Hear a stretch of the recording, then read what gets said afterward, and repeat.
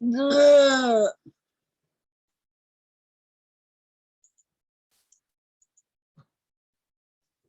Bleh.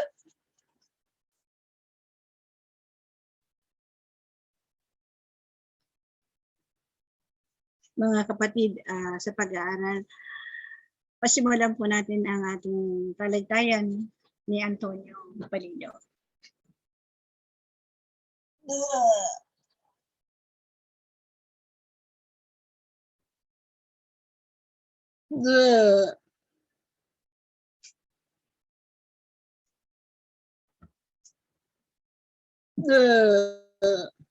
Huwag po muna, Tiglo. Wala kami pong magulo pong iisip.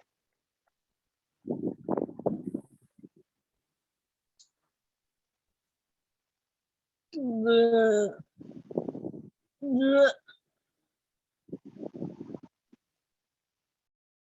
Bleh.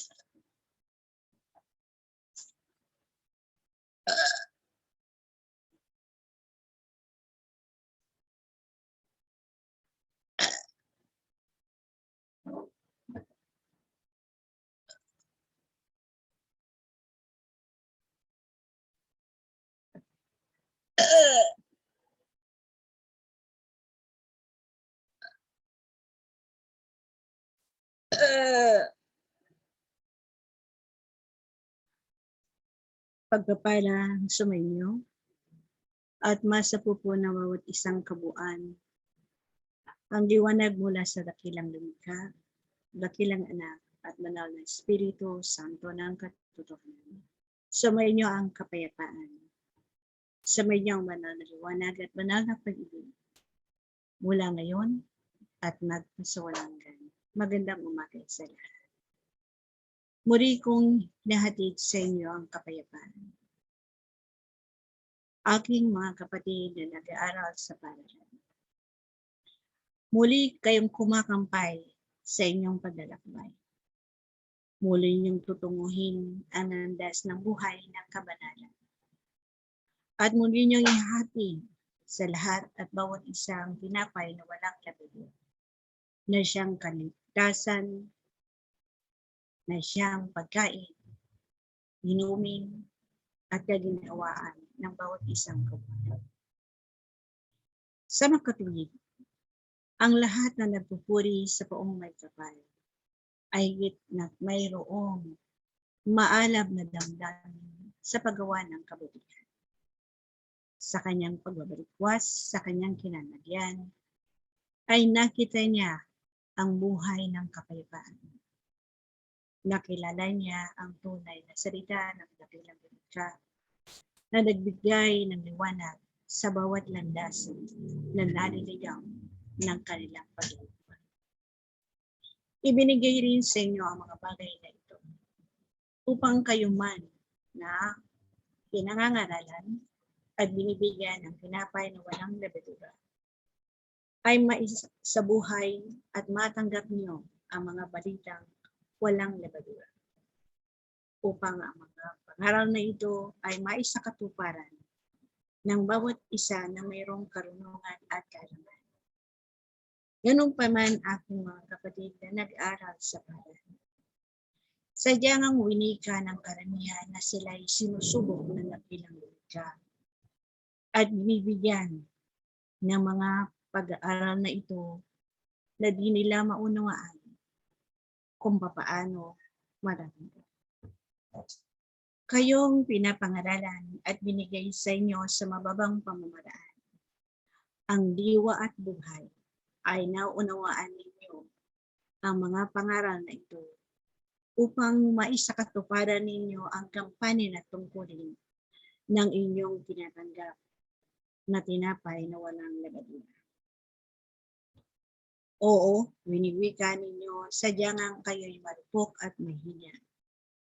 Sadyang ang nagkakaroon ng inyong kabuuan ng pag-aalinlangan at pangamba. Sa gitna ng mga alalahaning ito, tulad ng winika sa inyo, kayong sumusunod, kayong pinapangaralan, kayong binibigyan ng tinapay na walang labadura, at nagmimithi ng kapayapaan at kapanawagan, at makamtan ang landas ng buhay ng kabanalan, ay naagapayan ang inyong kalagayan sa inyong paglalakbay tungo sa inyong pagsasabuhay at pagsasaganap ng mabuting balita ng kaligtasan. Wika rin ninyo sa inyong kalagayan na sadya nga kayong marupok sa sandaling dumarating o dumadatal ang mga pag-aaral nito. Tulad ng wika sa inyo, hindi kayo hahayaan ng Ama na kayo'y magupo sa gitna ng pag-aaral ng bawat isang kabuuan. Katulad ng mga nagaganap sa kapatagan ng lupa.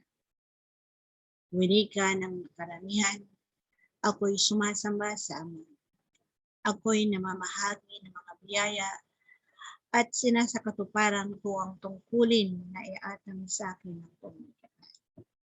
Ngunit sa gitna ng pag-aaral ay nahuhulos ang kanyang katatagan at ang pangamba ang siyang bumabaluti sa kanyang kabuuan. Ngunit sa lahat ng sandali ng kanyang paghakbang ay naroon ang agapay ng poong may kapal na di siya ibinibitawan at laging tangan-tangan ang kanyang mga kamay. At sa paglalakbay ng bawat isang kabuuan, patungo sa pagsisikap na baguhin ang kanyang kalagayan sa paggawa ng kabutihan at kabanalan, ay ibinibigay ng dakilang lumika ang kanyang basbas at ang kanyang balabal ng kaligtasan sa bawat isang kabuuan. Mga kapatid, tulad nga ng nagaganap sa kapatagan ng lupa, marami ang pag-aaral na di pa naunawaan ng bawat isa. Maging si Job ay binigyan ng pag-aaral, ngunit hindi siya bumitaw sa gitna ng kanyang pinagdaraanan. Katulad ng kanyang pananalig, wika niya, ang nahulog na bagay na laman na natapyas sa kanyang kabuuan ay muli niyang ibinalik sa kanyang kabuuan. Muli siya nagwika sa dakilang lumika na di ako titiwalag at di ako mawawalan ng pananampalataya sa iyo. Hindi ko winika sa inyo na katulad ng kanyang ginawa ay dapat ninyo ring gawin. Ayon ito sa inyong pananalig at pananampalataya. Ayon ito sa inyong gawa. Ayon ito sa inyong pagsasabuhay. Uwikain ko rin ang kanyang ginawa sa kapatagan ng lupa ay tunay na pananalig at pananampalataya. Sapagkat ang wika ko'y hindi ko winiwika na sundan niyo ang kanyang ginawa. Sapagkat kung susundan niyo ang kanyang ginawa, na wala namang kayong pananalig at pananampalataya. Uwikain niyo sa dakilang lumika na ikaw ay mapansin lang sa iyong winika. Tularan niyo ang kanyang pananalig. Tularan ninyo ang kanyang ginawa. Pagsikapan ninyong maisaganap at maisabuhay ang mabuting balita ng kaligtasan. Sa gitna ng kanyang pag-aaral at sa gitna ng inyong pag-aaral, huwag kayong mag-atubili sa pananalig at pananampalataya sa poong may kapal. Isalalay ninyo ang inyong mga hinihibik sa pamamagitan ng inyong pananampalataya tikumin ninyo ang inyong mga palad at kayo'y huminga ng malalim at wikain niyo, Ama, sa iyong mga kamay ko hinahabiling ang mga pag-aaral na ito na aking hinaharap. Sa inyong munting hininga, sa munting labi ng usal ng umid-umid, ay naririnig ng dakilang media ang pintigin ng iyong puso. Alam ng Ama ang iyong hibikin at alam ng dakilang media ang iyong kahinaan. Huwag kayong mag-alinlangan sa dakilang lumikha na siyang nagbibigay sa inyo ng kapanatagan at kapayapaan. Nagbibigay ng kaligtasan sa lahat at bawat isang nilalang. Lahat ng nilalang sa kapatagan ng lupa, kayo'y manumbalik sa dakilang lumikha. Pamarisan niyo si Job na siyang naging mabuting halimbawa sa lahat at bawat isang nilalang. Na binigyan ng pagpapala ng kung may kapal. At muli, ibinibigay sa inyo ang mabuting balitang ito ng kaligtasan.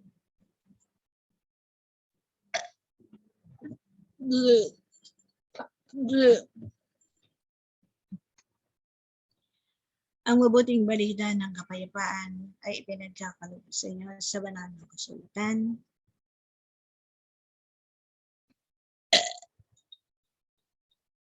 Eklesiastiko 21, versikulo 5 hanggang 10. Ganon din ibibigay sa inyo sa Santiago 1, versikulo 1 hanggang 7. Ako'y sa inyo namamalang. Pakiulit lang po yung bandang huli, Santiago 1 po. Versikulo 1 hanggang 7. Ano po? Santiago 1, Apo. versikulo 1 hanggang 7. Apo, salamat po. Muli ang pagpapala ay sumainyo. Banal na puso na Jesus, namamalang. Magandang umaga sila. Ang Eklesiastiko, Apo, dalawa po. Ecclesiastes 21, Chapi ka, Chapi. 5 to 10. Chapi. Ecclesiastes 21 po. 21. Ecclesiastes 21, 5 to 10. 5 to 10. Tapos isa naman po, Santiago. Santiago 1 po. 1 to 7.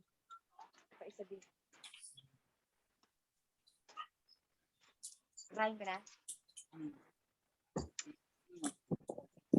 Ah? Oo. Class 21. Oh. 5 Santiago 1. Saka 5 to. Ang haba. Oo. Santiago 1, 1 to 7. Ano yung una? Eklesiastiko?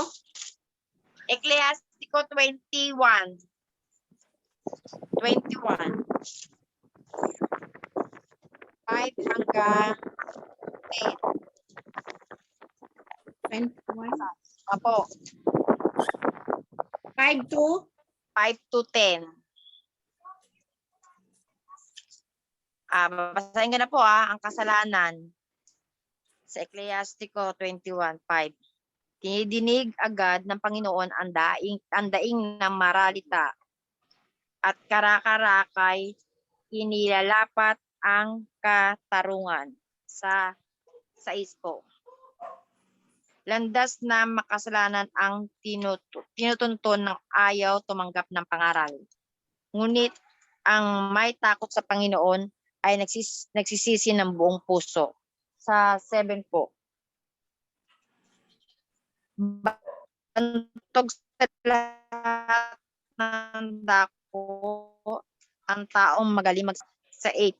ang nagpapatayo ng bahay sa pamamagitan ng salaping inutang ay parang nag-iipon ng bato para sa sariling libingan. Sa 9, ang kalipunan ng masamang tao ay parang bunton ng usot, hindi magtatagal at ito'y magliliyab. Sa 10 po, parang inilatagan ng bato ang daan ng makasalanan, ngunit ang tinutugon nito'y ang daigdig ng mga patay. Sa ano po? Sa Santiago 1 naman po, Dalawa, Lydia? Opo, ate, dalawa. Santiago 1, Santiago. 1 to 7. Sa ano po, Santiago 1.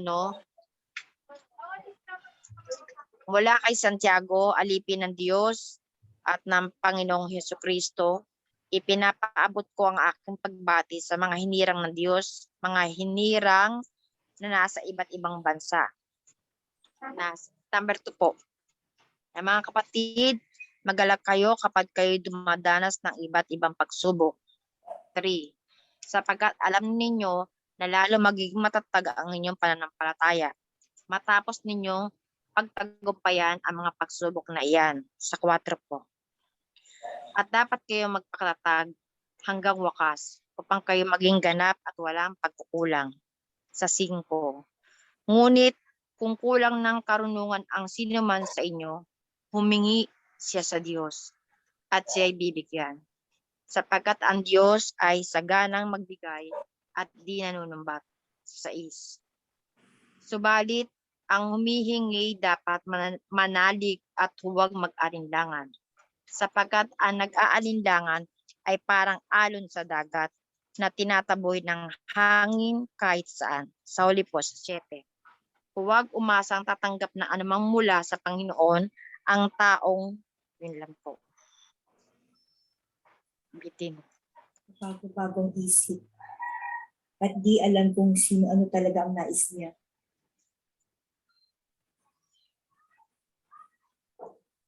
Yung isa, Santiago 1 to Santiago 1 po, Hanggang 7 po. 1 hanggang 7. Tapos yung Ecclesiastico, Sa Ecclesiastico 21 naman, 5 to 10.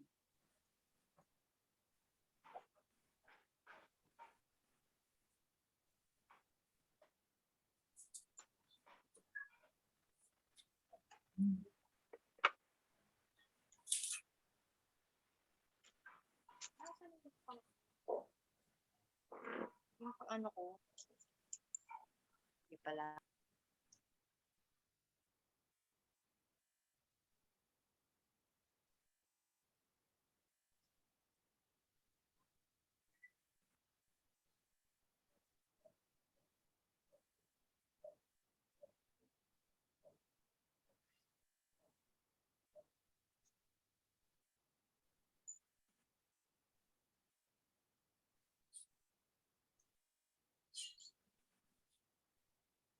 o Lydia, sino na kayo mauna? Kuya Tony?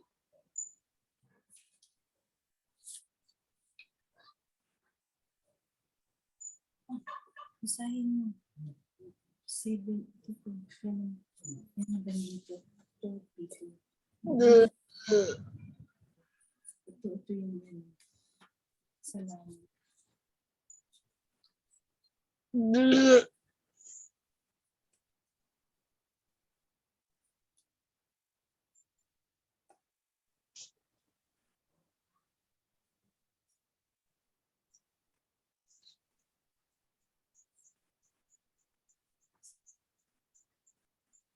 Ate, yeah, magyamot na buksan yung tubig alas 5 ha. Ano po yun? Ay, sorry. Sorry ate, sorry.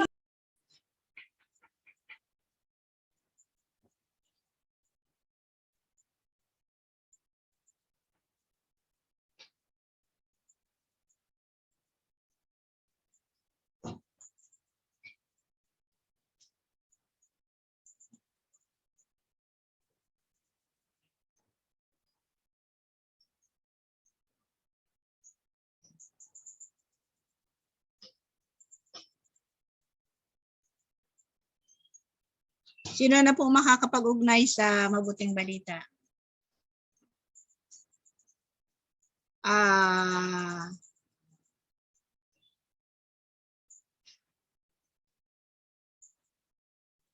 Mukhang masinsinan ng inyong pagbubuklat ng aklat.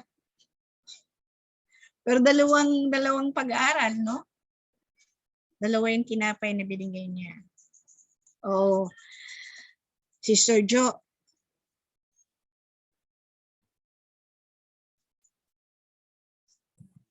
Mamaya na po ako. Okay. Papasa Okay pa. po. Sister Conching.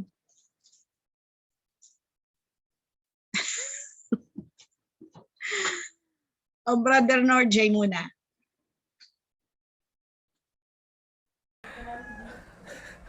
Sabi ni Nin, oh, tuturo-turo daw, huwag ka muna.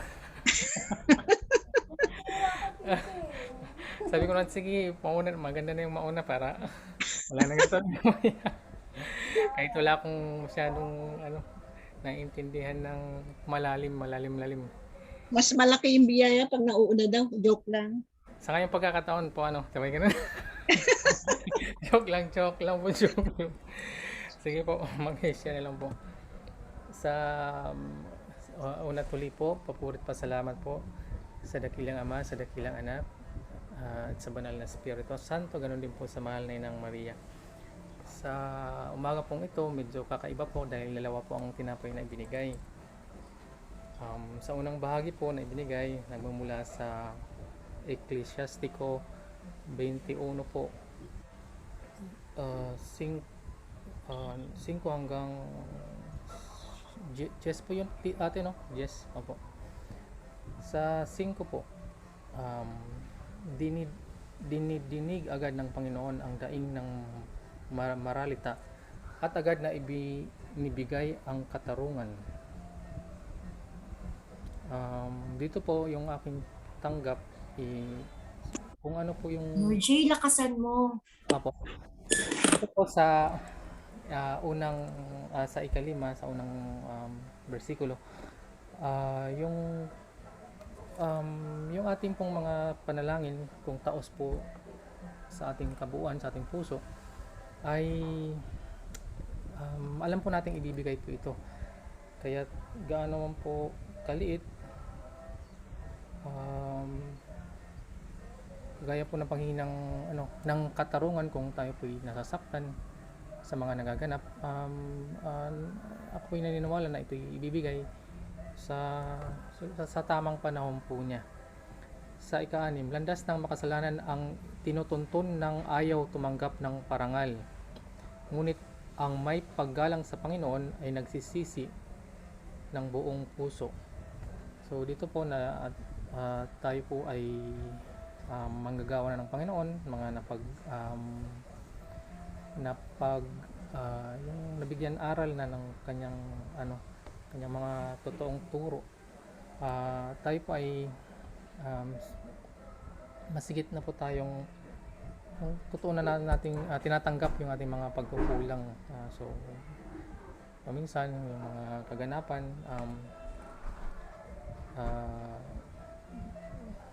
nagkukulang po, taos puso patuloy pong kumbaga anong tawag niyan, yung nagkakaroon ng nagkakamali ulit, parang ganun sa mga pag-aaral.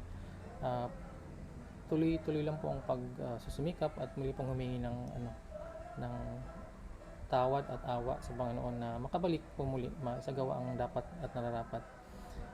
Sa ika-7, bantog sa lahat ng dako ang taong magaling magsalita, ngunit halata agad siya ng marunong kapag nagkamali.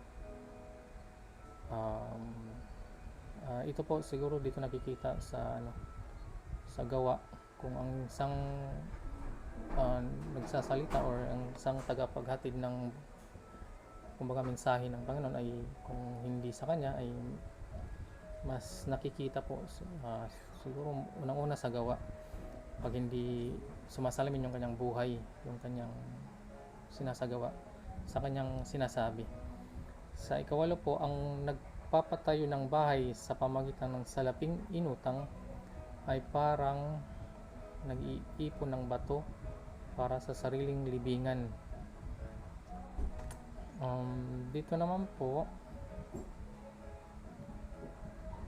yung ibig sabihin na nagpapatay ng buhay para sa akin po yung ating mga kabuuan na tinatayo natin, kung ito'y hindi buo, hindi wala sa puso po, kumbaga ang pagkakatayo ng ating kabuuan,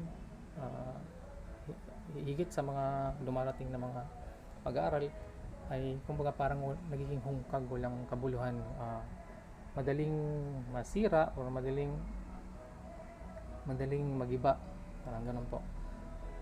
Sa ikasyam naman po, ang kalipunan ng masamang tao ay parang bunton ng kusot, hindi magtatagal at ito'y magliliyab. Parang ganun din po pag hindi totoong pagbabago ang ating pinupuntahan sa ating kabuuan, kumbaga parang nagkukunwari, ito'y hindi magtatagal, maglalaho rin po ito. Sa ikasampu naman po, parang nilatagan ng bato ang daan ng makasalanan, ngunit ang tinutungo nito'y ang daigdig ng mga patay. So yung mga gawang hindi maganda, yung mga kapatid po siguro na hindi pa nakakanawa, yung nawiwili sa maling landasin, sa maling gawain, yung kanilang mga tinutungo ay yung walang kabuluhang mga gawain. Kumbaga ang patay ang kanilang mga paninindigan, ang kanilang mga paniniwala, ang kanilang mga yung mga pinapahalagan sa buhay. Ganito lang po yung tanggap ko, medyo hindi po masyadong kumbaga hindi po masyadong malalim, medyo na-expound ng maigi po.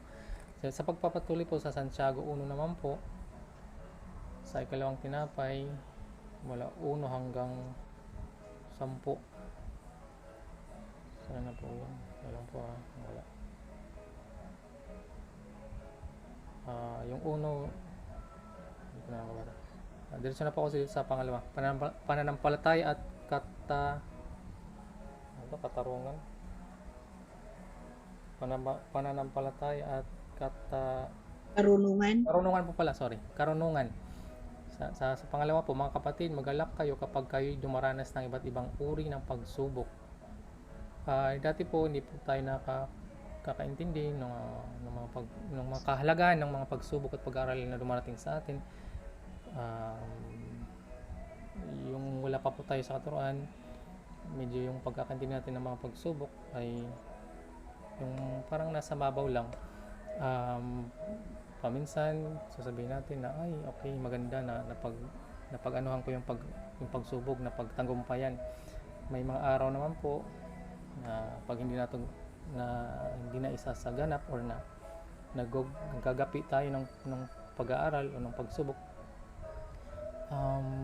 yung parang sinisisi natin yung ating kabuuan na Lord, mali yung ginawa ko, ganyan. Tapos sasabihin natin na parang sinisisi ba, no? Parang kulang, ganyan, ginawa mo, hindi, bakit ganyan.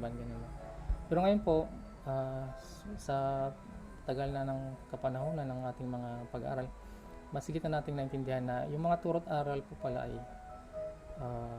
sa pangkalatan ay nagiging isang pagsasanay po. Pagsasanay na mas pupuruhin natin ang ating mga kabuuan, ng ating mga kalagayan, na maging mas mahigit na may tawag nyo, worthy ba, maging worthy na makabalik sa paanan ng Ama. So ngayon po mas naintindihan na natin na ito yung mga pangangailangan ng ating mga mas higit sa katawang laman, ay yung sa spiritual na ating mga kalagayan, na ito'y siguro sa nagpapalakas sa atin, nagbibigay ng mga maraming aral na mas magagamit natin sa mga darating pang mga paglalakbay natin. Dapat ninyong malaman na, sa ikatatlo po, dapat ninyong malaman na nagpatatag ang ating pananampalataya sa pamagitan na ng pagsubok. Katotohanan po, dapat kayong magpakatatag hanggang wakas upang kayo maging ganap at walang pagkukulang. Ito naman po sa pang-apat ay paalala.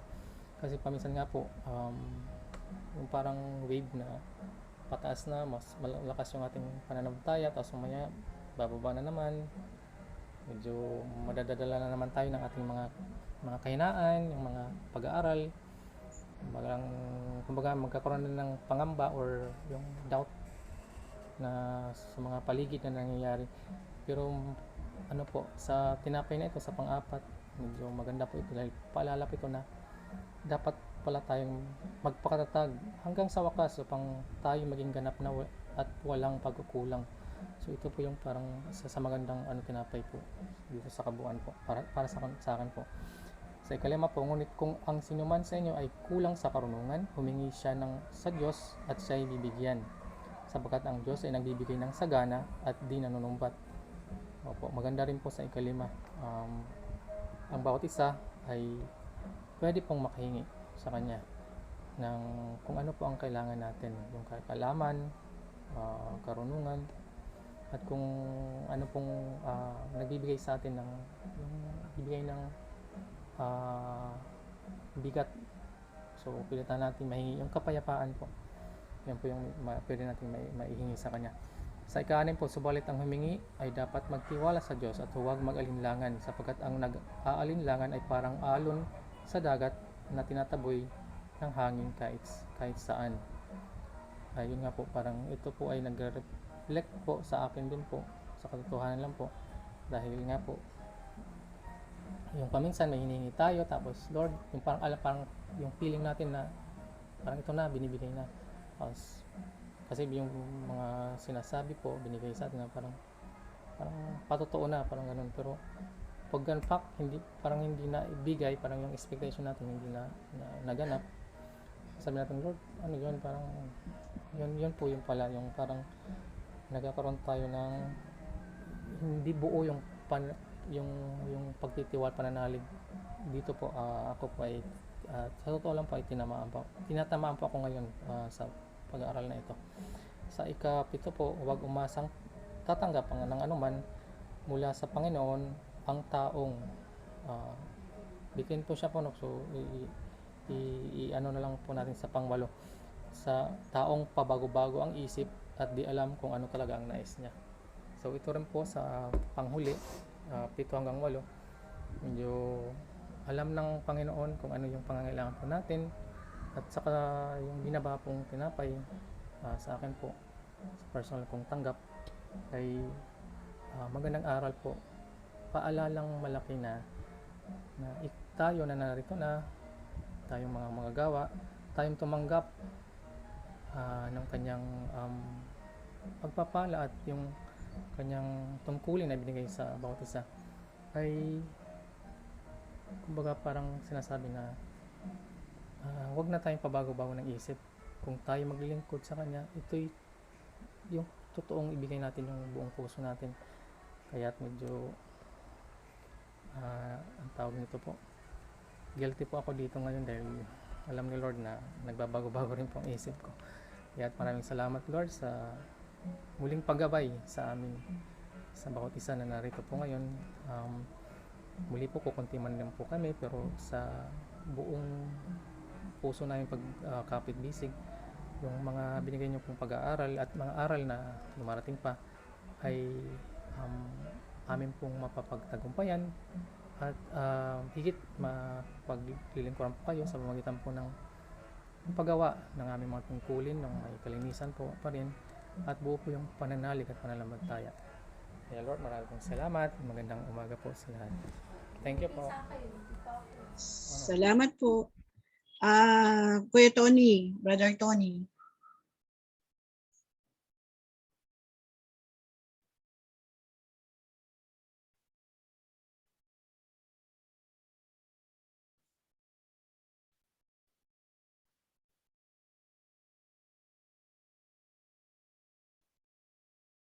Naka-off ka, Kuya Tony.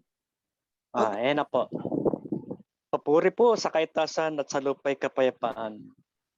At tayo'y biyayaan ng nagmumula sa kaitasan na ating kailangan.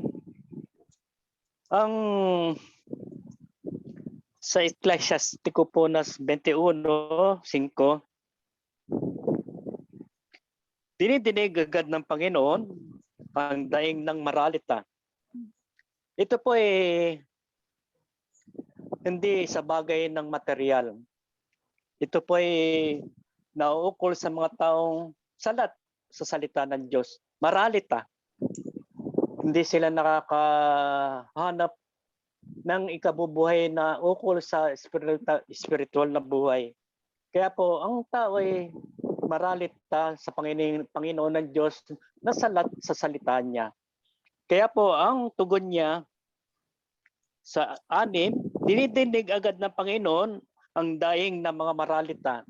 Kaya po, ang daing natin na sa ating mga problema, sa ating mga suliranin, ay kanya pong nababatid na nalaman kung tayo nga po nakikinig sa kanyang mga salita. At ito kaagad niyang sasagutin ng ating mga daings para sa kanya.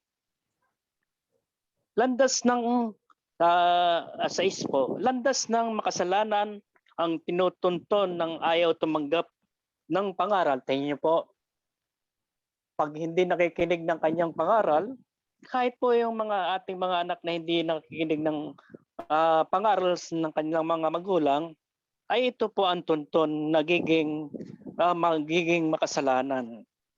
Kaya po, karamihan na hindi po nakikinig ng salita niya ay ang tunton ay magiging makasalanan.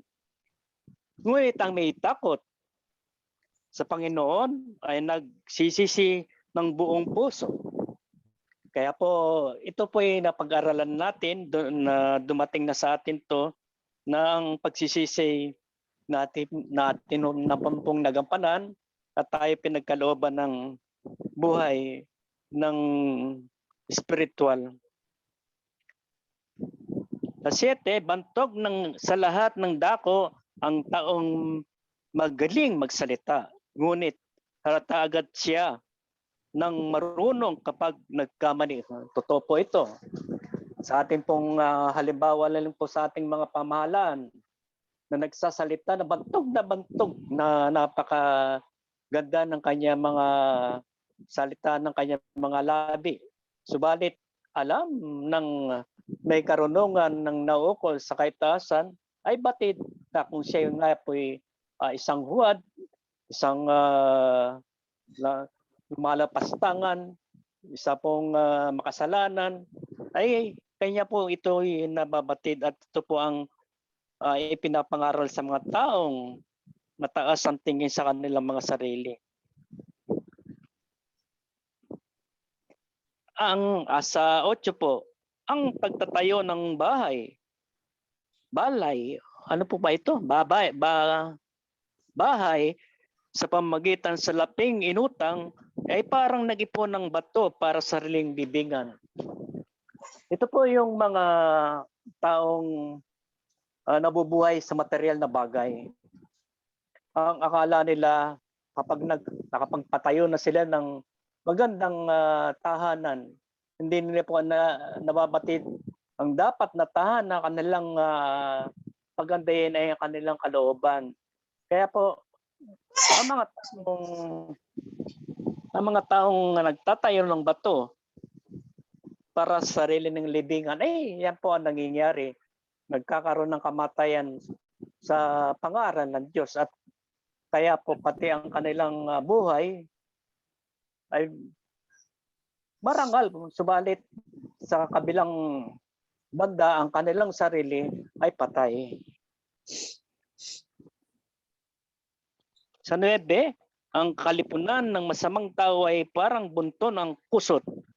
Hindi magtatagal at tuwing magliliyap. Totoo po yan. Kaya po ang mga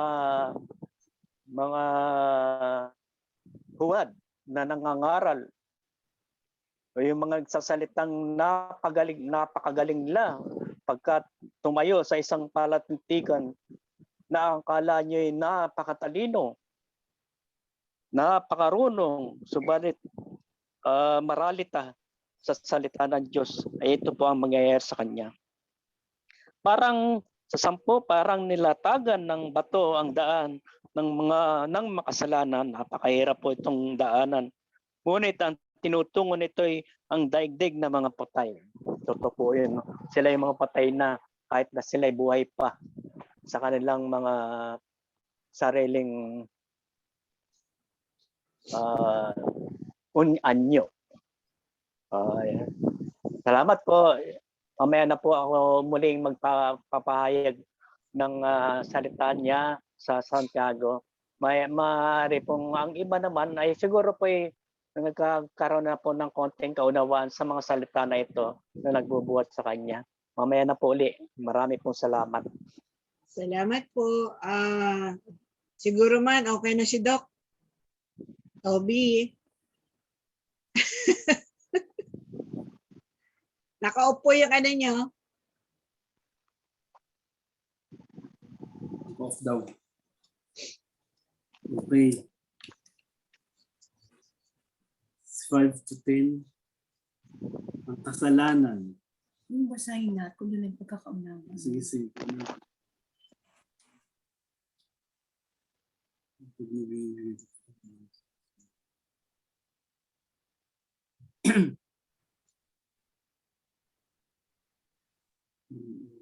Ako muna ate. Ikaw muna. Okay. Ako sa akin pong magandang umaga po sa dakila Ama, dakila Anak, dakila Espiritu Santo. Sa akin pong pangunawa doon po sa Eklesiastiko. Para pong inihahayag dito sa Eklesiastiko, sa akin pong pangunawa, yung iba-ibang klase ng kasalanan ng tao sa mundo.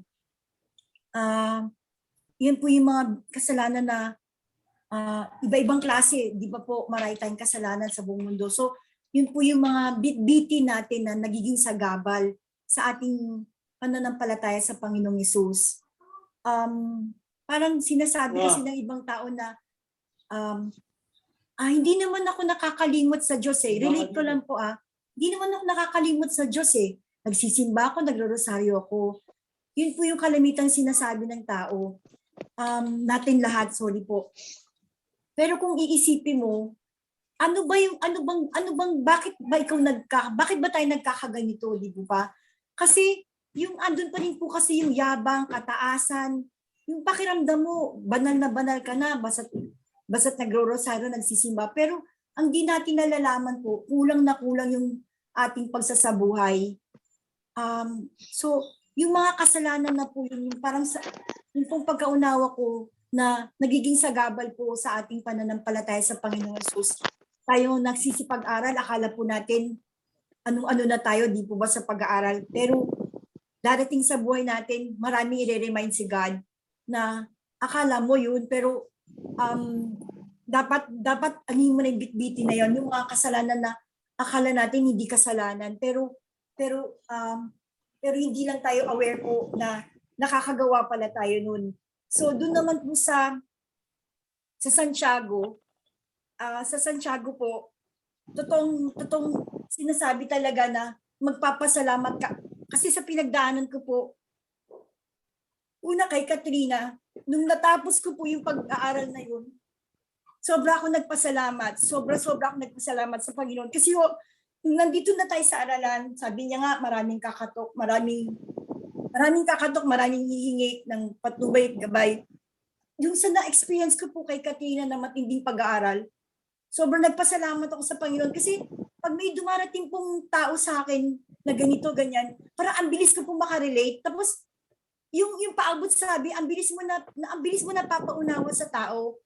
Pero, i-relate ko lang po, sa pagsubok namin ngayon, aminin ko sa Panginoong Hesus ang tindi. Kasi yung nakaraan, sa anak ko lang. Pero sa pagkakataong ito po, buong pamilya. Yung pagsubok na yun po, sabi ko kay Lydia kanina, parang nasa isang isla na hindi ko lang sinong unahin ko. Kung sinong unahin ko, sasagatin. Pero aminin ko sa Panginoong Hesus, napanghinaan ako.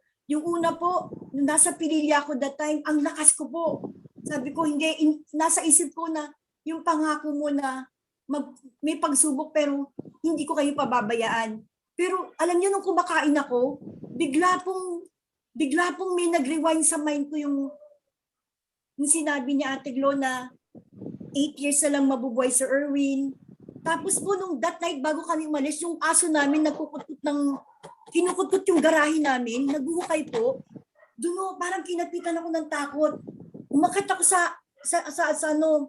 umakyat ako dun sa lookout. Tinawag ko si Ate Glo, Glo no to. Tapos di sabi niya to go, hindi ganito, ganyan. Tapos alam niyo yung nasa sasakyan na kami, parang namalalagutan na ako ng hininga kasi imiyak kong kapatid ko. Tulungan mo ko. Talagang grabe po yung panaghuy ng kapatid ko na bunso. Yan si Oy. Grabe po. Tapos tumawag si Diche, Marie, si Mama, si Antoinette, si Auntie. Tapos tumawag yung kuya ko.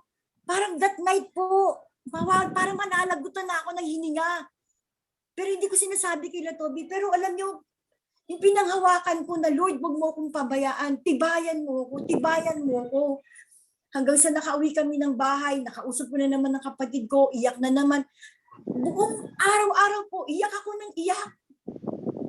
Pero, tinitibayan ko kasi, ang hirap po kasi hindi ko nang pwede pabayaan ng sarili kong pamilya, yung mga anak ko na nandito. Dahil ko, Lord, pag-aaral to, malaking pag-aaral to sa amin. So, tapos the following day po, biglang tatawag kapatid ko, Marie, tutubuhan na si Erwin. Tapos nakita ko yung mga result, tumawag sa akin yung mga barangay na nalaman na nila kung sinong nag-positive sa amin or what. Alam niyo, napakalaking, ate, sorry ang laki ng suporta ni ate na, Doc, relax ka lang, ganyan. Sobrang, ang hirap. Pero, yung tibay kalakasan talagang ibinigay ni God. Sobrang hindi niya ako pinabayaan. Pero, patawad kasi, nagkaroon ako ng konting kahinaan po talaga. Ang hirap po, pag buong pamilya mo pala, tatawagan ako ng kuya ko sa gabi. Yung totoo yung sinabi niya na, ikaw yung liwanag ng pamilya eh. Dapat mananglaw ka, ikaw yung dapat matatag. Kasi ako yung silang lahat, ako yung binabasihan nila. Kuya, ano ba talaga? Ang ate ko, lahat. So, lahat talaga, ikaw yung gitna ng binabatayan nila lahat po. So Lord, sabi ko, kailangan talagang maging matatag, sabi ko. Huwag mo kaming pabayaan, pinapasa Diyos ko lahat, sabi kong gano'n. Hindi ko inisip yun. Parang do or die talaga. Para sa aming magkakapatid, para sa mga pamangkin. Nakita ko din po yung pagmamahalan namin ng isa't isa, yung unity namin, togetherness, walang iwanan, kapit-bisig, maski sa inyo, kapatiran. Sobrang hindi nyo kami pinabayan sa darasal nyo. Sabi nga na Ate Glo, kapit-bisig. Kahit yun nangyari kay Sister Yoli, kapit-bisig talaga tayo sa pagdarasal. So, yun po yung, parang kung marirelate ko po, may relasyon po talaga Ecclesiastico dun sa Santiago. Kasi ba't nagkaganito, di ba? Nagsimula sa kasalanan, di ba? The end sa Santiago, tinitibay tayo ng pagsubok talaga. Talagang hindi na napagdaanan ko po. Marami rin akong dapat baguhin sa sarili ko. Kasi po, nung una kapag dumarating na to, gulo na utak ko. Pero nung nangyari po for the past, hindi gumulo yung utak ko, iyak lang ako ng iyak. Hindi man ako makakain. Pero yung tibay po na na lagi ko iniyak kagabi, nakakatulog ako na mahimbing, pagising ko, dasal na naman. Pupunta kami sa ospital, kami yung runner ni Toby. Inaalis ko yung alam ko, Lord, pinotektahan mo na kami. Sabi nga natin, Glo, lahat tayo protektado, silyado tayo nagsisipag-aral. Which is na-prove ko po talaga. Sobrang na-prove ko po talaga. Kaya ako po yung nagpapasalamat sa dakilang ama, dakilang anak, dakilang banal na Espiritu Santo, sa dakilang mahal na sa kanila na talaga po ako humawak. Talagang, sabi ko nga, Ate Glo, ako nangangako. Sabi ko, nangangako ako, magpapagabay ako sa banal na Espiritu. Kasi po magkakaroon kami ng session na meeting. Papaalam ko po, bahala na po ang banal na Espiritu magdikta sa akin kung mga salitang bibitawan na mauunawaan at uukit sa kanilang kabuuan po. So yun lang po, marami pong salamat. Yun lang po. Salamat po. Maari po bang umugnay si kapatid na Josie?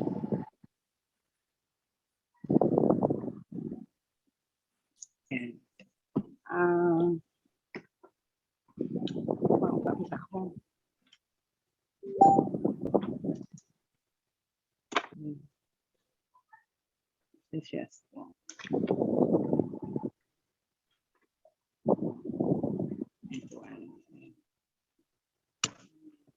Magandang umaga po. Sa akin po pangunawa, para po ipinaparating po sa atin ng Diyos na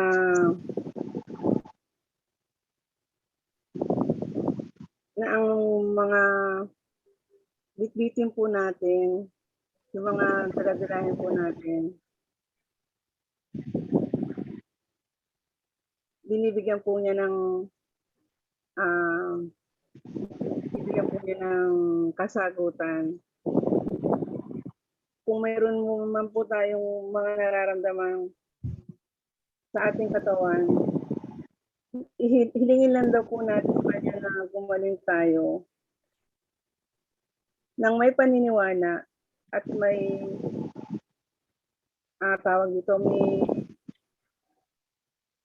walang pangamba.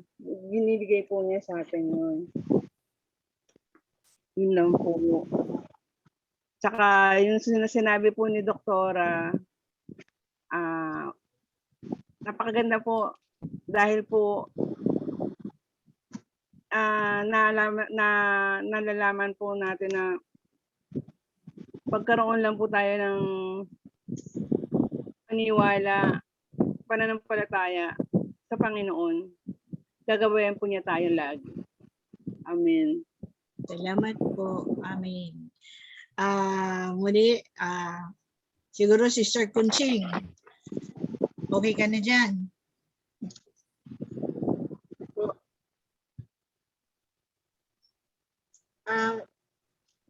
Sabi nga po dito sa Ecclesiastes,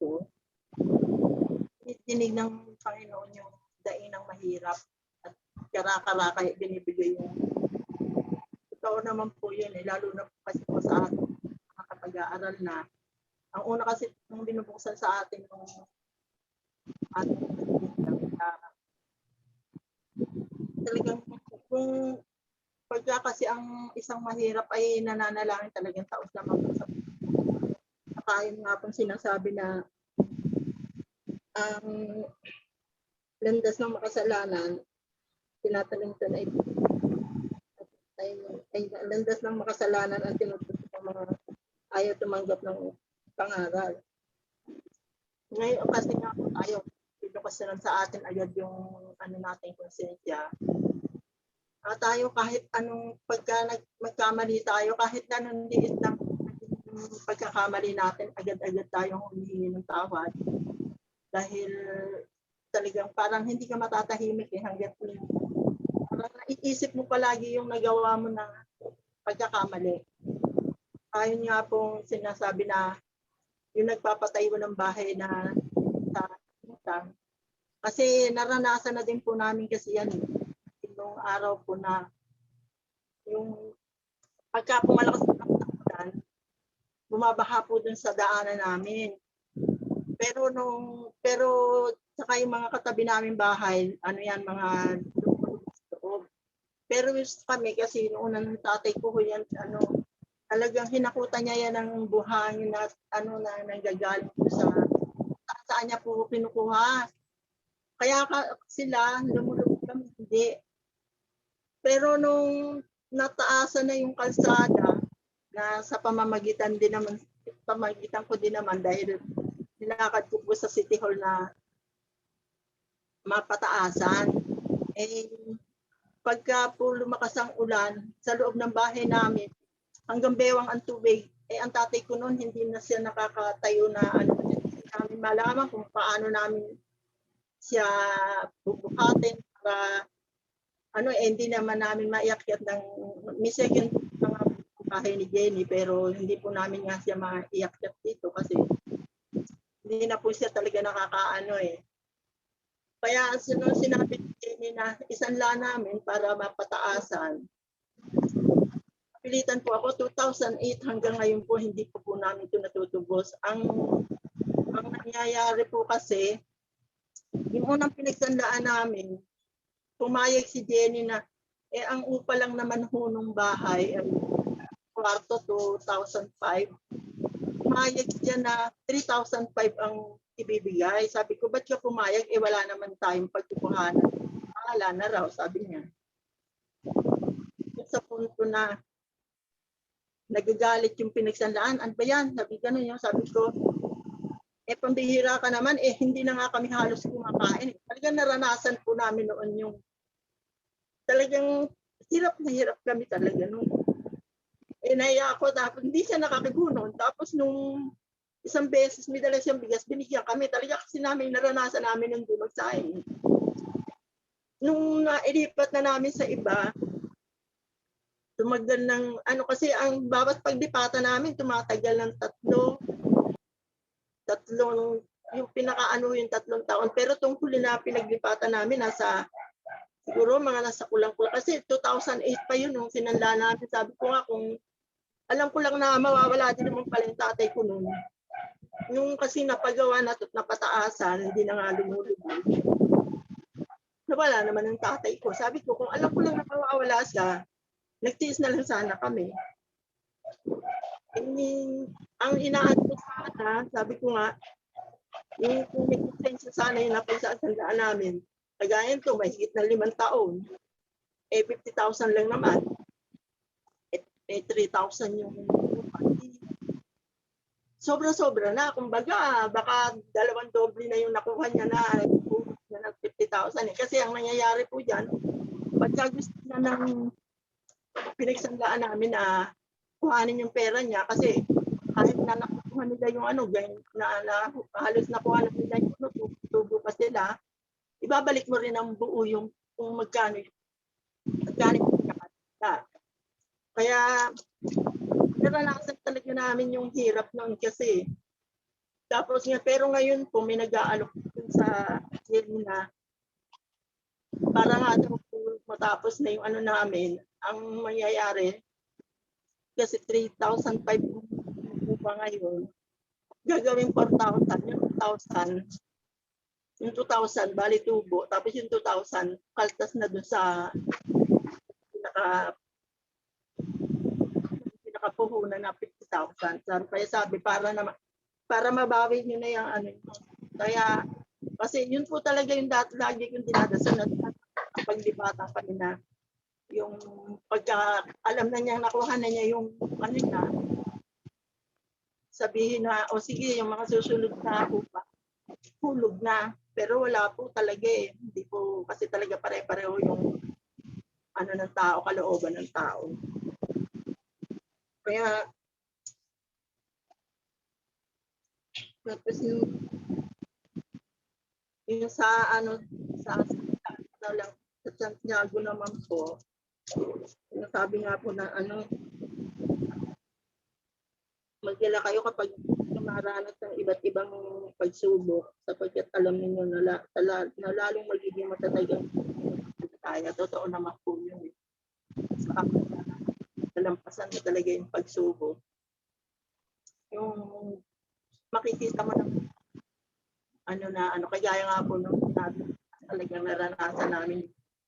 Halos hindi kami talaga kumain. Natutulang pa nga kami ng kuryente. Kaya sila kambal nun, nasanay sa dilim. Kaya isang kaibigan ko na sabi, sige, paano natin yan? Sabi ko, sige ho. Nang magkaroon na sila ng ilaw, dahil lumipat niya ako na sa kaibigan ko Sabi niya, sige, papa. Natakot ko sa liwanag Kasi nga, halos mahigit 1 taon yata yun na wala kaming kuryente talaga. Kaya nasanay sila sa dilim. Kaya sa ngayon, papasalamat nga po ako dahil naranasan namin na hirap nalampasan po namin. Lamang po.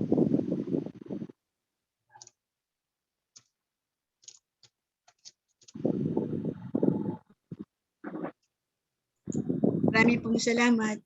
Muli po natin ibalik kay wala si Brother Toby? Andito po. Wala siya dun sa pwesto ni Dottore.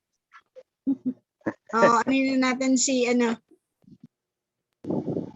Sorry po, absent Sige. muna daw si Toby kasi binibidyo si Katrina. May ano po si Katrina sa taas. Okay. Si Sister Ian. Ian. Nakamute kayo. Magandang umaga po sa lahat. Sa pakikinig ko po, magandang umaga at saka isang matinding pag-aaral yung binigay sa atin ngayon ng Panginoon. Dalawa nga po eh. Yung isa is yung kasalanan at saka yung isa po is yung pagsubok na wag tayong bumitaw. Sabi nga po ni Doktora kanina is connected siya. Dahil sa kasalanan po natin, kaya pinagdadaanan natin yung pagsubok. Parang pagbabayad utang sa lahat ng kasalanan na nagagawa natin. Kanina po habang nakikinig ako kay Kuya Tony, na inaano kasi dun yung sa una Ecclesiastico. Yung dinidinig agad ng Panginoon ang daing ng maralita. Nang narinig ko po yung sinasabi ni Kuya Tony, doon ko po naintindihan ano yung maralita. Maralita po pala dun sa pag-aaral at saka salita ng Diyos. Hindi siya yung maralita na literal na pagkakaintindi ko na yung taong walang makain, yung taong nandun nasa bottom na ng society natin. Sabi ko, bakit hindi pa rin natin nasusolusyonan to? Taong nandun sa lugar na wala nang mainom kahit tubig. Bakit hindi nasusolusyonan ng tao ito? So, ito po parang nung marinig ko po yung sinasabi ni Kuya Tony, doon ko po naintindihan, mga tao pala ito na nagkukulang ng kulang ng maralita sa pag-aaral at saka salita ng Diyos. At saka sabi nga po dito, dinidinig kaagad ng Panginoon yun. Binibigyan tayo kaagad ng kasagutan. The moment na maghingi tayo the moment na tanungin natin ng Panginoon ng mga bagay na ganun. Kasagutan kaagad yung binibigay ng Panginoon natin. Kaya lang, tayong tao, siguro, after marinig natin, after natin marinig, na intindihan natin, bumabalik pa rin tayo dun sa nagagawa nating mga kasalanan. So, parang sinasabi dito, yung dinadaanan nating ay yung tinatahak natin na landas ay tungo sa landas ng kasalanan after na natin marinig yung sagot na binibigay ng Panginoon sa atin. So isang pagising sa atin na kailangan talaga nating makinig. Tapos yung dito pa po na bigla akong natakot doon sa 8, sabi ko para sa atin na to. literal yung dating sa akin, patak tayo dito daddy, inuutang natin patay ng bahay. So, sabi ko, wag naman po sana kasi magtatrabaho naman po, pero sabi ko, joke nga lang po, pero sabi ko, wag naman po sana na literal yung padating sa amin kasi magtatrabaho naman po kami para doon sa pangarap namin sa buhay. At saka yun doon po sa panghuli, yung sa nilatagan ng bato ang daan ng makasalanan. Sabi, anong klaseng bato ba ito? Yung malalaking bato na boulders talaga? Or bato na simentado? Kasi ngunit kasi may sinabing ngunit. So parang sabi, baka ito yung sinasabing simentado. Bakit simentado? Kasi madali siyang daanan eh. Madaling daanan ang landas ng kasalanan. Hindi mo alam na tinutungo po pala ay ang daigdig ng mga patay. Sabi nga po, may mga nababasa ako matagal na may naririnig. Ang parang the road less traveled. Yung um yung yung daan na sa tingin mo mahirap dito eh. Makitid na daan, mahirap. Bakit ako dito dadaan? Dito ako sa simentado na. Tapos, parang ito ata yun yung sinasabi. Pero sabi nga po din sa pag-aaral natin doon, naalala ko, hindi naman mahirap. Marami lang tayong bitbit. Hindi siya makitid. Marami lang talaga tayong taba. Yun po yung iniisip ko, taba, bitbit. Sabi ko, kailangan talagang ibaba. Yun po yung pagkakaintindi ko sa pag-aaral natin na binigay sa araw na sa Ecclesiastico. Doon naman po sa Santiago na isa, yun na nga po sabi po ni Doktora kanina, connected siya. Yung basta wag lang po tayong bibitaw. Yun lang po yung ano sa atin ng Panginoon. Ha? Hindi. Hindi. Lapit na. Wag yun. Yun, ano pa, saan na nga yun, Daddy, huwag kang maingay. Tapos ka ni. Then, sabi po dito, wag lang tayong bibitaw sa Panginoon sa lahat ng pagsubok na ibibigay niya. Marami na tayong pinagdaanan, yun nga po kay Sister Dolly, kami din po may nagdadaanan. So, parang, basta wag lang bibitaw, ibaba lang. Wag na, umiiyak na ako. Basta, sabi ko. Daddy, ikat mo to ah. Ikat mo to. Ibaba lang.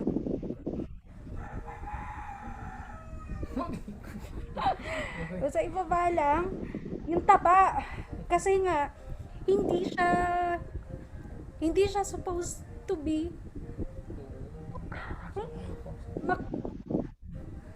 Kaya mo yan, tapusin mo na. iyak na ako.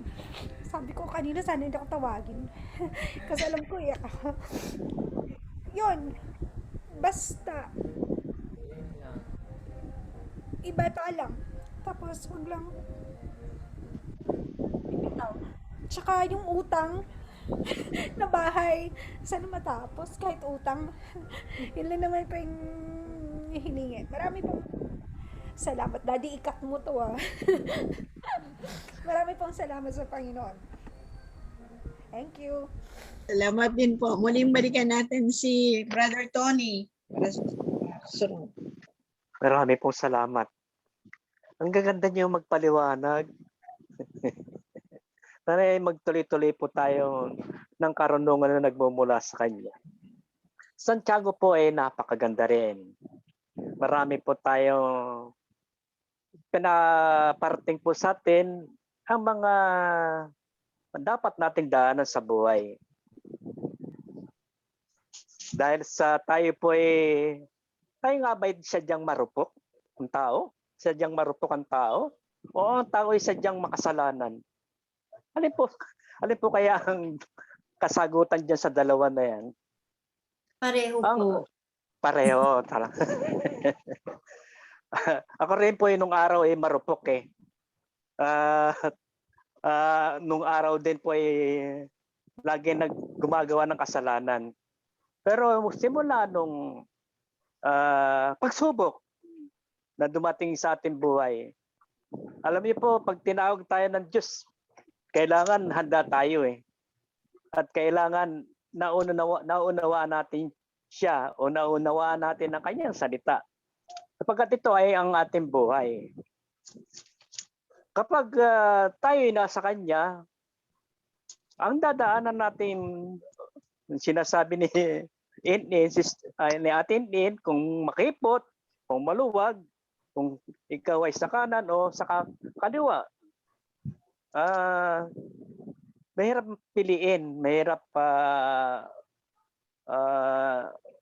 kung saan ang panig na dapat nating puntahan. Alam niyo po, napakaganda ng nangyayari sa atin, sa atin, lalo-lalo na sa pagsubok. Ang tao ay kailangang umiyak muna bago maintindihan kung ano ang ipinararating ng Diyos sa kanya. Kung ano ay pinadadama ng Diyos para sa kanya. Kung tunay ngang maramdaman niya ang presensya ng Diyos sa kanya. Sa atin, kung paano maramdaman sa pamagitan ng pagsubok na ito. Alam niyo po, ang pagsubok ay sa atin ay iba-ibang anggulo, iba-ibang kulay. Naayon sa pag-unawa mo. Kung doon ka matatouch o doon ka tatapikin sa suliranin na yon upang ikaw ay magising at upang ikaw ay lalong manampalataya sa Kanya, ay ito ay nararapat sa bawat isa atin. Napakaganda pong tapik sa bawat isa atin ang bagay na yon na ating susubukan. Dumadaan tayo sa tuwid na daan, minsan ay may humahatak sa atin pakaliwa, ay hindi po natin maiwasan ang mga bagay na ito. Kaya po, sa kasalanan ay nating naunawaan sa pagdating ng panahon na tayo inaaralan na, napapangaralan na. Kaya po yung ating tinatayong bahay ay hindi pala ito talagang dapat nating unahin. Dapat magtayo tayo ng bahay sa ating sarili ng kabutihan, ng mga pangaral, karunungan ng Diyos. Kaya po, ang ating pundasyon, nandiyan po rin sa salita ng Diyos, ang pundasyon na ating tinatayo, hindi sa baba, kundi sa bundok, na kahit anong unos na dumating ay matatag. Kaya po, tayo ngayon ay matatag sa bawat isa dahil sa kanyang mga salita. Kung maibahagi ko po ang aking karanasan sa mga suliranin na yan, alam niyo mga batid, ang sama ng aking asawa at sama ng aking mga anak noong araw. At ako'y nagtitiis sa ibang bansa upang sila'y mamuhay ng marangal. Para pong ako'y nagpuhunan ng isang bagay na hindi ko naman wala po akong nakuhang tubo. Naghirap ako na nagbigay ako ng magandang halimbawa. Subalit napakasakit naman po noon, di ba? Na naghahangad ka ng magandang kinabukasan, wala naman palang resulta sa iyong paghihirap. Napakahirap din po yun. Tapos nung dumating po ako, lalo nang ako'y nasaktan. Alam niyo nga, bawat salita ko noong araw, ako'y umiiyak. Masyado pong madamdamin ng aking nadarama. Masyado pong nagdurugo ang aking kalooban sa mga nangyayari. Subalit, hindi po ako bumitaw. Totoo pong siya'y buhay na buhay sa atin. Siya po at ako ang magpapatunay sa inyo na tayo po ay kanyang ginagabayan sa lahat ng uri ng ating nilalakaran. Kaya po yung mga nasa kalagitnaan na magpatuloy lang po upang mabatid at malaman nyo na ang buhay ay napakaganda, napakasaya, lalo-lalo kung nasa inyo ang inyong mga kapatid, inyong mga anak, at ang inyong mga mahal sa buhay at magulang, ay sapat na po yan upang tayo maging masaya. Wala pong kaguluhan, kundi katahimikan. Subalit may dumarating na bagyo sa bawat sa atin sapagkat hindi po mawawala yan. Kung talagang tayo ay matatag na ang bagyo na yan, ay hindi tayo mabubuwal. Hindi tayo masisira. Sapagkat ang pundasyon natin ay ang Diyos na wala nang iba kundi siya lamang ang ating sandigan.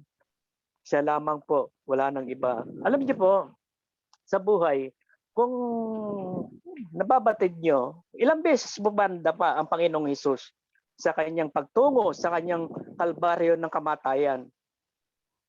Tinupad niya pa rin po ang kagustuhan ng Ama na siya ilang beses po, 3 beses po siya nadapa na meron tumutulong pa rin para sa po ay makatayo.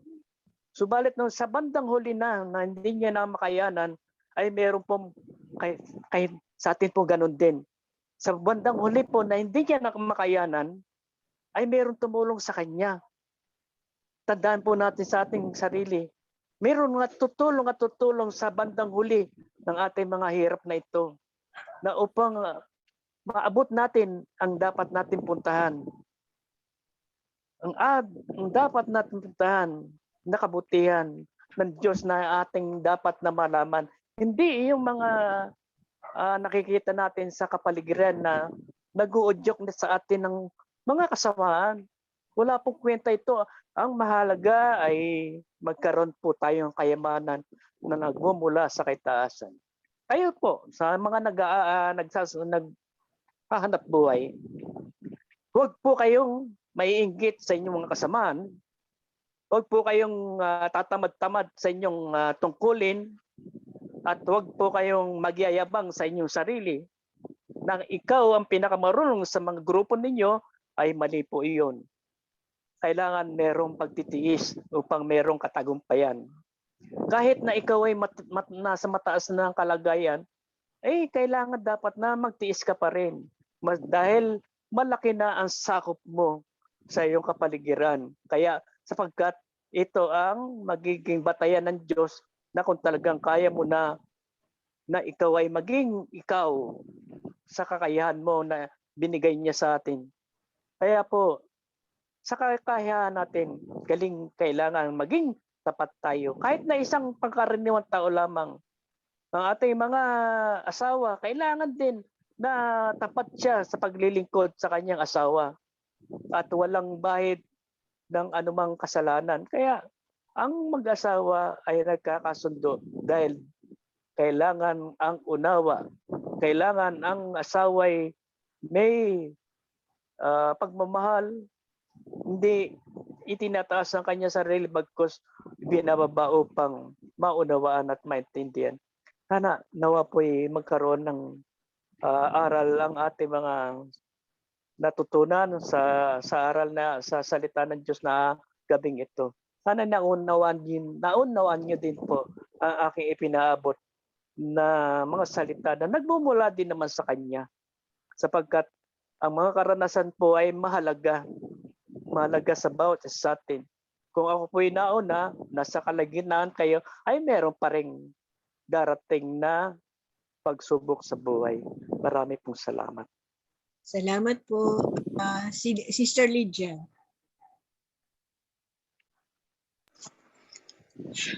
Pwede po rin pasalamat sa kaitaasan, sa Takil Ama, sa Takil Anak, sa Banal Spirit Santo ng katotohanan, ganyan din po sa mahal na ina. Magandang umaga po. Ito po sa Ecclesiastico po, sa pagkaunawa, ito po yung dating tayo, nga wala pa sa katuruan. Meron man tayo naririnig, o meron man tayo nababalitaan, o napapanood, about sa mga nangyayari sa ating mga paligid, lalo na about sa salita ng Panginoon, dinededma lang natin to, binabaliwala natin, kasi wala pa sa ating sa kaisipan natin yung pagtanggap, wala pa sa puso natin. Kaya patuloy tayo na nakakagawa ng kasalanan na paakala natin ito po ay tama, di ba po? Dahil nga kulang po tayo sa kaalaman. Ngayon po, pag ang kasalanan po natin ay pag hindi po ito napaglabanan, hahantong nga po daw nga sa hindi maganda, sa kamatayan.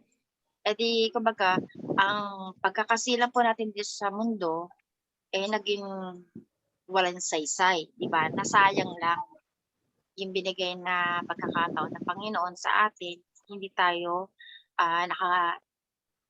naka-survive, kumbaga. Kaya nga po, ito pong Ecclesiastico po, itumutugon nga po sa Santiago nga daw po, na kapag ikaw ay makasalanan at humingi ng patawad sa Panginoon na batid naman ng Diyos kung ito ay nanggagaling sa puso natin, tayo po ay kanyang gagawaran ng kapatawaran. At doon na po papasok sa atin yung pananampalataya natin sa Kanya. Paano po tayo magkakaroon ng pananampalataya? Wala naman po tayong alam. Kaya nga po, binibigyan niya tayo ng karunungan na mabatid ang mga bagay na nangyayari sa ating paligid, mismo sa ating sarili, sa ating mga mahal sa buhay, o sa ibang tao. Sinasabi nga dito na pag dumadaras ng pagsubok, kailangan magalak tayo. E paano po yung mga ibang hindi nakakaunawa? Manunumbat po sila sa Panginoon, di ba po? Kasi sasabihin, paano ako magagalak? Ganitong dinadanas ko halos patong-patong ang aking mga problema. Ikatutuwa ko ba yun? Yun po yung mga tao na nasa tinatawag na kadiliman pa po dahil hindi pa po nila totoong nagagawa yung mga pagtanggap nila sa kanilang mga pagkakamali at pagkakasala. Hindi kagaya po natin na hindi naman porket tayo ay nandito na, hindi tayo nagkakasala. Nagkakaroon pa rin po tayo ng pagkakamali. Pero yung nga lang po ay tutuwid na po natin to, nakakahingi ka agad tayo ng pagbalikwas ng paghingi ng paumanhin o ng patawad. At yun po sinasabi dito na pag binigyan tayo ng karunungan, dapat alamin natin lahat. Mahirap man po arukin, pero ipinababatid pa rin po ng Panginoon, lalo na sa mga dinadalitan ng mga pagsubok na mabibigat, pag tayo po ay balisang-balisa na at hindi tayo nagkakaroon ng kapayapaan, hindi po natin natatanggap yung hinihiling natin sa kanya na dasal. Dahil nga nandun sa atin yung takot, yung pangamba, sa lahat ng bagay.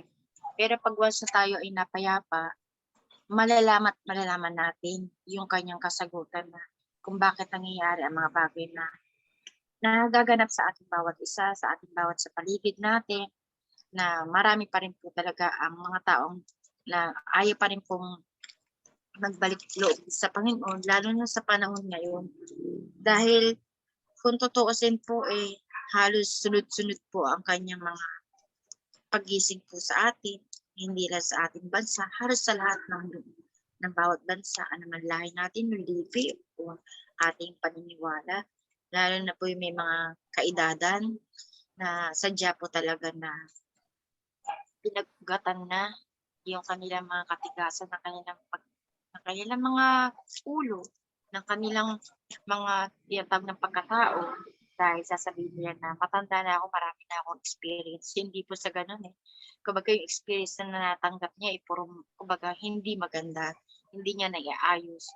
Pero sa panahon po ngayon, ang mga kabataan naman po ngayon ang nakikita natin na parang naliligaw ng landas kasi parang ang buhay nila po ngayon parang hawak nila. Parang alam na nila lahat ang kanilang ginagawa dahil malakas ang loob nila na parang nasa kanila yung tinatawag na privilege na binibigay ng mga bawat gobyerno pag ikaw ay minor de edad, di ba po? Pinangahawakan nila yon. Pag sila po natin, bilang tayo mga magulang o mga guardian, pag pinabayaan po talaga natin ang mga bata, talaga pong lalaki po talaga sila na maliligaw ng landas. Sa atin po, may magagawa pa rin po tayo kahit hindi po natin kilala ang tao na yun, di ba? Itinuro na po sa atin kung paano tayo pumukol ng panalangin para sa mga gusto natin na pwede pang magkaroon sila na liwanag na matanggap para na sa ganun hindi pa mahuli ang landas sa kanila na sila ay makapagbago. Hindi nga daw sinasabi na ikaw yung matanda, ikaw yung bata, tinatawag na pagkukulang, di ba po? Na bigla kang kukunin. At wala naman pong masama sa pagtatanong sa Panginoon dahil mas gusto nga po niya dahil nakikipag-unayan ka sa Kanya. Kahit nga po na pag sa gitna ng matitinding pagsubok, nagtatanong tayo, nandun na rin po yung tinatawag natin ng panunumbat. Bakit ako bakit ganito, kumbaga marami pong mga dahilan. Pero tinatanggap pa rin po niya yun, di ba? Kaya nga minsan nagtatanong nga po ako, sabi ko, Lord, bakit po ganun? Eh, kukunti na lang nga po kami. Tapos, nalalagas pa tayo, di ba? Sabi ko, paano na po yun? Kumbaga, nagtanong ko nga kay ate, bakit po ganun? Eh, tayo mga nananalangin para sa, hindi na sa ating mga maasabuhan, maging sa iba. Pag tayo nawala, paano na?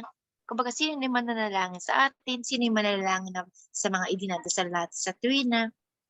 Sabi nga daw kumbaga may ipapalit ang Panginoon. Kumbaga meron siyang way, meron siyang paraan, hindi man natin batid, pero kalaunan ay malalaman din natin kasi ipinaparating niya na sa ganun magkaroon tayo ng kaliwanagan sa ating mga dapat na gawin, sa ating mga dapat na mga tungkulin na maisagawa natin ito. Nang sa ganun yung sinasabi nga niya na yung pagpapala niya maging worth it. Maging makabuluhan ito na ibinigay niya sa atin, na napagyaman natin, na pagsumikapan natin. Mahirap man pang dumating sa punto na tayo ay talagang nasasaratan na ng pananampalataya natin, ng pagtitiwala sa Kanya. Sinasabi nga niya, gagawa pa rin siya ng paraan para huwag tayo bumitaw. Pwede siyang gumamit ng mga kasangkapan, kahit hindi natin kilala, gagamitin niya yon para tayo ay magising na nandito ako. Kumbaga, ako lang naman talaga ang malalapitan nyo sa gitna ng tinatawag ng pagsubok. So, totoo po talaga na sa Kanya lang tayo talaga babalik at hihingi ng patawad. Salamat po at magandang umaga. Salamat po. Binabalik po ang ating puri. Salamat sa itaasat sa dakilangan, sa dakilang anak sa Banal Espiritu Santo ng kapamilya nito sa mahal na ina. Magandang umaga. Salamat po. Salamat po. Ako po ay nagpupuri at nagpapasalamat sa dakilang Ama, dakilang at banal na Espiritu Santo. Ganon din po sa mahal na ina. Ang pag-aaral na ibinigay sa bawat isang kabuuan ay tulad ng pagpapaalala sa mga nagagawa ng mga pagkukulang o sala na ating naisabuhay. Tulad ng merong kalinisan ng kanyang kabuuan, kahit isiya'y isang mangmang o marahida, kung bukal sa kanyang kalooban ng paghingi. Una, ang pagpapatawad sa kanyang pagkukulang, pagpapakumbaba sa kanyang nagawa, pag-amin sa kanyang kahinaan, ay binibigay ng dakilang lumikha ang kasagutan sa kadahilanan alam ng Ama na ito'y nagmumula sa kanyang puso na wagas at banal. At kayo'y binigyan ng karunungan at kaalaman. Ang ayaw sumunod sa mga pangaral ng dakilang lumikhay, naliligaw ng landasyo. Nagkakaroon ng katayugan ng kanyang kabuuan at ang muhon na kanyang itinitindig ay tila bagay hindi matibag sa lahat ng sandaling. Ang may takot sa pong may kapal ay nagkakaroon ng pananalig at pananampalataya dahil na isa sa buhay niya ang mga pangaral na kanyang nauulinigyan at sa kanyang pagkaulanig at sa kanyang paghakbang ay nakikita niya na ang landas ng liwanag ng kapayapaan. Ang mga salita na minumutawi ng mga kapatid na naghahayag ng balita mula sa dakilang lumikha. Alam at malalaman ng bawat isa kung ito'y isang mayroong kagahamanan o pagkukunwari, ay makikilala ito sa kanyang gawi at kasalan. Hindi ito magkakamali sa kanyang paghuhusga. Kaya kung nawika ang paghuhusga, ay makikita ang paggawa at paggalaw ng kanyang kabuhayan o kanyang pamumuhay, kung paano siya makisama at makisalamuha sa kanyang kapwa-tao. at ang pagtatayo ng sala ng kanyang kabuuan, ng kanyang kasalanan. Yung sinasabi ay ang muog o muhon na kanya tinitindig ay magkakaroon ng sarili niyang kilalagyan. Kung ang katayugan at kapalaluan ng isang katauhan ay hindi niya ito mabago at ang kanyang gawit maling kaasalan ay hindi niya ito ibinabaga. Tulad nga ng daanan, kung ito man ay pinatag ng kanyang kabuuan, doon din siya matutungtong o doon din lalapat ang kanyang pagyapak at doon siya mahuhusgahan sa kanyang gawin. At ang kanyang kabuuan, ang kanyang pananalig at pananampalataya ay lubusang ito'y maglalaho. Winika rin sa atin sa bawat isang kabuuan na walang maiwan nawa sa gitna ng Hades. O ibig sabihin, sa gitna ng ilog o karagatan ng pagkakasala. Lahat at bawat isa ay mahango sa bawat kalagayan ay makita ang salita ng buong may kapal na siyang naggawad ng pagpapatawad at pagpapala sa lahat at bawat isa. Ang pananampalataya ng isang kabuuan ay pinagkaloob na sa inyo. Sa kadahilanan ng karunungan ang binigay niya sa inyo ay iminulat na niya at pinakilala sa inyo ang katarungan ito o karunungan ito upang hindi kayo maligaw ng inyong bagtasin o landasin. Tulad nga ng pag-aaral na sabi Winika, maging ang sumusunod sa kanya ay dumaraan sa gitna ng pag-aaral. Ibagay Winika niya na ang ginto ay dinadarang sa gitna ng apoy. Kayo ito ang ginto. Kayo ay pinangaralan ng may kapal at binigay sa inyo ang mabuting balita ng kaligtasan. Ibinigay sa inyo sa mababang pamaraan upang makilala nyo ang kanyang salita at maisabuhay nyo ito nang walang pangamba at alalahanin.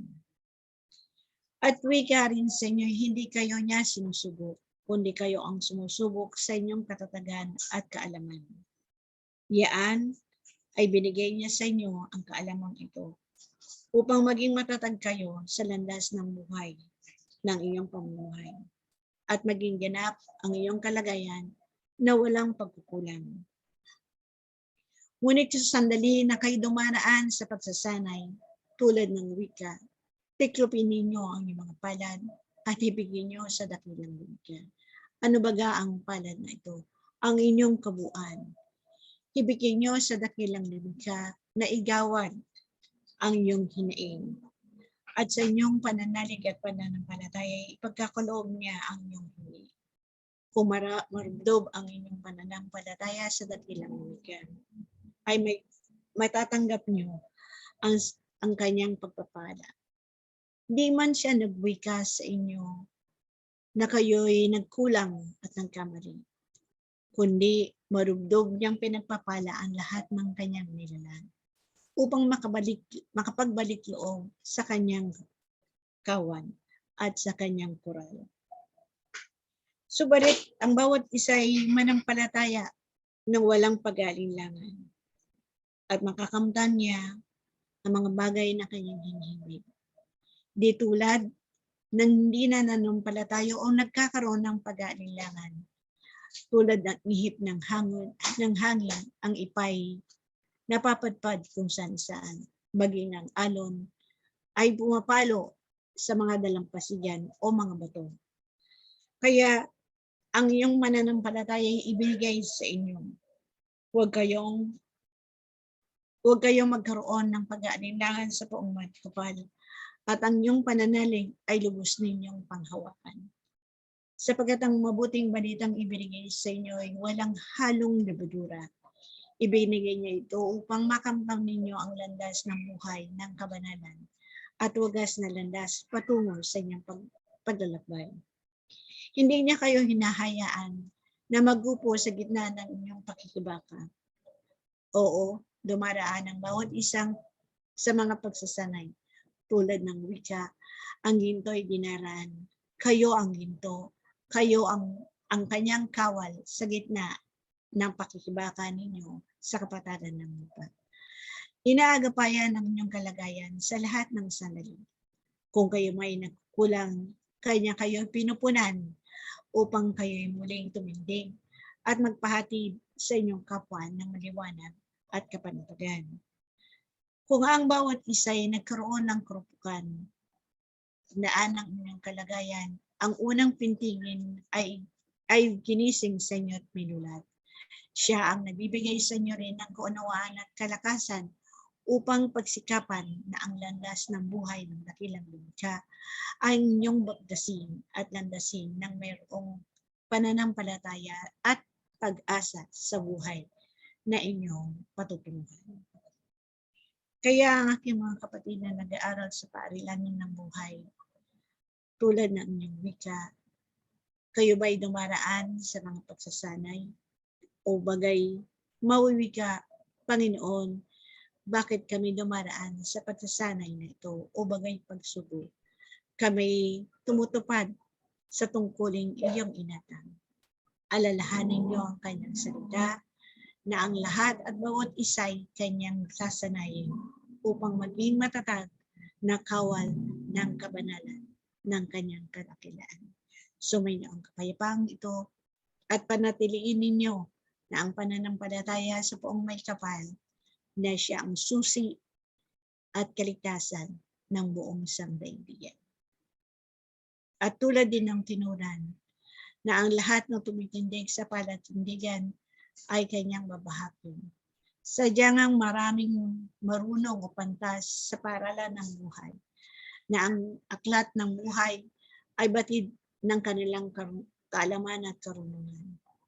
Ngunit ang mga bagay na ito, kung ihahambing sa isang maralita at mangmang, na naisin ng poong may kapal, ang mayroong kalinisan, maging marumi man ang kanyang kausuotan, kung ang kanyang kalooban at ang kanyang sambahayan ay mayroong kaliwanagan at ang kapanatagan ay sa kanya. Mula ngayon at magpasunod. Magandang umaga sa lahat. Aking mga kapatid na mag-aaral. Muli tayong makikipag-ugnayan sa kalagitnaan at ang bawat isa ay magkaroon ng pakikipagtalastasan. Sa inyong pakikipagtalastasan sa kalagitnaan, ay kakaloob sa inyo ang kasagutan sa inyong mga hinaing sa poong dakilang Ama, sa poong dakilang Anak, at sa banal na Espiritu Santo ng katotohanan. Sumainyo ang liwanag. Kapayapaan sa lahat. Aking mga kapatid, ay magkakaroon tayo ng talastasan sa kalagitnaan.